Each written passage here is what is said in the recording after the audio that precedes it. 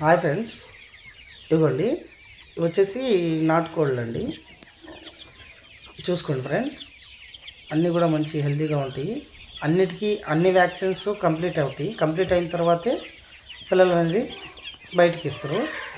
బయటికి ఇచ్చిన పిల్లలు మీరు చూసుకోండి. ఇవి మీకు ఇంట్లోకి వాడుకోవాలా? ఒక 5 కోళ్ళు ఉంటే చాలు. రోజు ఒక 5 గుడ్లు వస్తుంటాయి.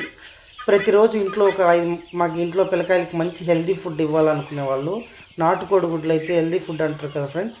అందుకని హెల్తీ ఫుడ్ తినాలనుకున్న వాళ్ళకి, లేదు నేను బిజినెస్ చేసుకోగలుగుతానన్న వాళ్ళకి, ప్రతి ఒక్కరికి, లేదు మీట్ పర్పస్కి నేను వాడుకోగలుగుతాను అనుకునే వాళ్ళకి కూడా మంచి ఉపయోగం. ఇది అన్ని విధాలా ఉపయోగపడుతుంది. ఇది మంచి వీడియో అని నేను అనుకుంటున్నాను ఫ్రెండ్స్. మీకు ఎవరికైనా కావాల్సి ఉంటే నాకు కాల్ చేయండి. నేను ట్రాన్స్పోర్ట్ ఎక్కడికైనా ఇస్తాను ఫ్రెండ్స్.